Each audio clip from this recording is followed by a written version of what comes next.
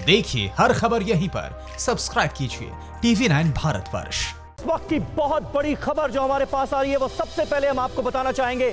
चीन के मारे गए और घायल सैनिकों की संख्या 43 है। ये अब क्लियर होता हुआ नजर आ रहा है। न्यूज एजेंसी ANI के हवाले से ये बड़ी खबर सामने आई है और अब से थोड़ी देर पहले ये जानकारी सामने आई, क्योंकि आज सुबह से ही लगातार ये जानकारी सामने आ रही थी कि हिंदुस्तान के 3 जाबाज LAC पर शहीद हुए हैं, जिसमें से एक कर्नल है और 2 फौजी हैं, 2 जवान हैं। लेकिन अब यह जानकारी सामने आ रही है कि हमारे हिंदुस्तान के 20 जवान शहीद हुए हैं LAC पर। लद्दाख में जो झड़प हुई चीन के और हिंदुस्तान के सैनिकों के बीच, उसमें 20 जवानों की शहादत हुई है।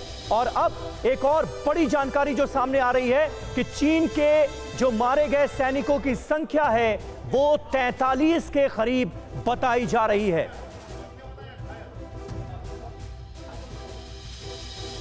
और चीन के साथ झड़प में 20 सैनिक शहीद हुए हैं। हिंदुस्तान के 20 जवानों ने अपनी शहादत दी है।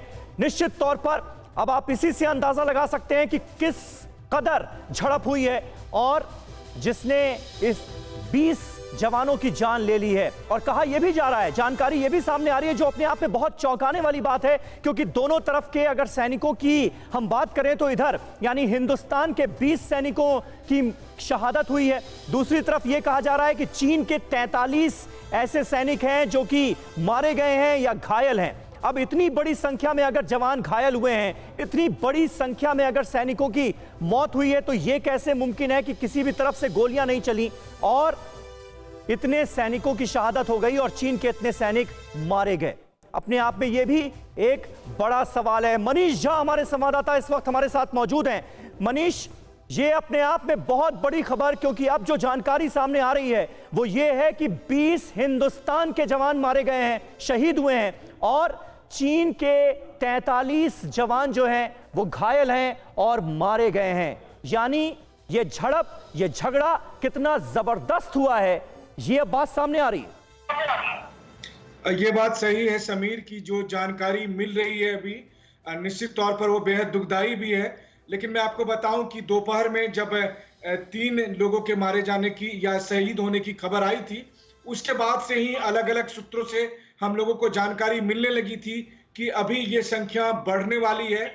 लेकिन हम लोग आधिकारिक तौर पर इस जानकारी मिलने का इंतजार कर रहे थे और अब इंडियन आर्मी के ऑफिशियल सोर्सेस के माध्यम से ये जानकारी दी गई है कि इस मामले में कुल 20 हमारे जो भारतीय सैनिक हैं उनके शहीद होने की खबर आ रही है। चाइनीज साइड से कितना नुकसान हुआ, उनके कितने लोग मारे गए हैं, फिलहाल आप समझ सकते हैं कि चीन की आर्मी या चीन के बिल्कुल मनीष बने रहे आप हमारे साथ। इस वक्त हमारे डिफेंस कॉरेस्पॉन्डेंट सुमित चौधरी हमारे साथ जुड़ गए हैं, मेरे साथ स्टूडियो में ही वो आ चुके हैं। सुमित, ये जो जानकारी अपने इस वक्त हम अपने दर्शकों से शेयर कर रहे हैं अपने आप में बहुत बड़ी है। आगे क्या होगा, क्योंकि अब यह भी आशंका जताई जा रही है कि जिन जवानों की शहादत हुई है उनकी संख्या और बढ़ सकती है, ये आशंका भी बनी हुई है क्या अभी भी?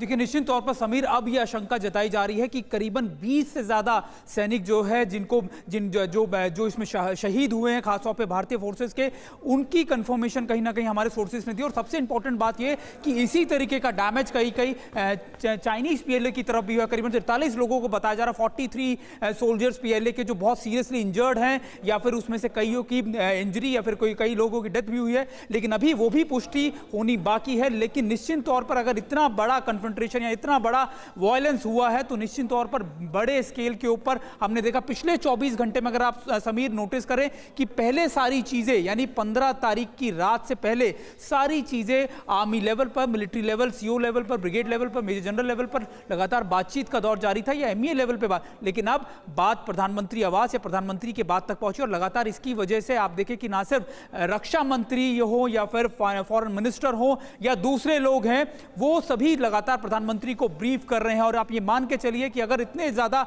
लंबे स्पेल का, इतने बड़े स्केल के ऊपर आपस में वॉयलेंस हुआ है, तो उसका जो उसका डैमेज होगा या फिर जो उसका आप कह सकते हैं कि प्रभाव होगा वो बहुत बड़ा होगा। और दोनों कंट्री की तरफ से लगातार, दोनों देशों की तरफ से ये बात कही जा रही है कि हम बातचीत से सुलझाएंगे। यानी चीन भी इसको लेकर अग्रेसिव नहीं दिख रहा, लेकिन अगर इतना ज्यादा वॉयलेंस हुआ तो उसकी क्या वजह रही, क्या यही अपने आप में बहुत बड़ा सवाल है सुमित। और हम देख रहे हैं कि मई की शुरुआत से ही लगातार लद्दाख में इस तरह की झड़प की स्थिति बनी हुई है, लगातार तनावपूर्ण वहां पर हालात हैं, लेकिन दोनों देशों की तरफ से यही कहा जा रहा है कि हम बातचीत से हालात को सुलझाने की कोशिश कर रहे हैं। लेकिन अगर ऐसा हो रहा है तो फिर एलएसी पर इतने तनावपूर्ण हालात कैसे बन गए कि 20 जवानों की शहादत हो जाती है? समीर, सबसे इंपॉर्टेंट बात ये, अगर आप एमईए की ब्रीफिंग या फिर उसकी प्रेस रिलीज को पढ़े या फिर स्टेटमेंट को पढ़े तो उसमें साफ तौर पर लिखा है कि 15 तारीख यानी कल रात को चीन ने उस स्टेटस को यथास्थिति को बदलने की कोशिश की। यानी ये दोनों तरफ से तय हो गया था लगातार बातचीत में। 6 तारीख को जो बातचीत हुई थी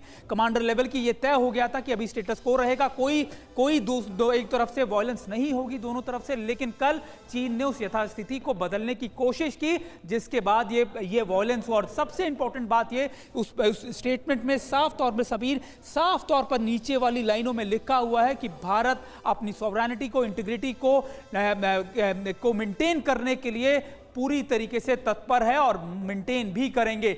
यानी ये भारत की तरफ से भी क्लियर कर दिया गया कि अगर चीन कोई दोबारा से कोई ऐसी कोशिश करने के लिए उतारू हो 1962 की कि बोले कुछ और करे कुछ, तो उसके लिए भी भारत तैयार है। और ये साफ कर दिया गया एमईए की तरफ से कि कल चीन ने ये हिमाकत की कि उसने 15 तारीख का जो स्टैंड ऑफ था या फिर जो लगातार 15 तारीख को जो यथास्थिति थी उसको बदलने की कोशिश की। समीर, बिल्कुल, मनीष झा भी हमारे साथ, हमारे संवाददाता बने हुए हैं। मनीष, इससे पहले जब भारत और चीन के संबंधों की बात हुई है, मुझे याद है जब कभी भी आपसे चर्चा होती थी तो आप भी इस बात का जिक्र करते थे कि लगातार इस तरह की झड़प होती रही है, लगातार हालात तनावपूर्ण होते रहे हैं, लेकिन 40 सालों से कभी गोली नहीं चली। अब ये जो बात कही जा रही है कि इतने सैनिकों की शहादत हुई हिंदुस्तान की तरफ, उधर से भी कहा जा रहा है कि 40 से ज्यादा जवान जो हैं वो बुरी तरह घायल हैं।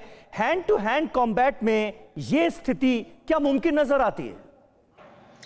देखिए, एक्चुअल में उस जगह पर क्या हुआ ये तो अब इंडियन आर्मी की तरफ से जब आधिकारिक बयान आएंगे तभी पता चलेगा। लेकिन आपने बिल्कुल सही कहा, और मैं हमेशा भारत चीन संबंधों को लेकर एक पैरामीटर मान के चलता हूं कि प्रधानमंत्री नरेंद्र मोदी ने भी इस बात को कहा था और कि 40 साल से दोनों देश की सीमाओं के बीच में कभी एक गोली नहीं चली थी। और 1967 का जवाब जब भारतीय सेना ने 1967 में दिया और उसके बाद 1975 में जब गोली चली और असम राइफल्स के 4 लोग शहीद हुए थे, उसके बाद से सीमा पर शांति बनी हुई थी। और 1993 के एग्रीमेंट के हिसाब से दोनों देश सीमा पर शांति और स्थिरता बनाए रखने के लिए प्रतिबद्ध भी थे।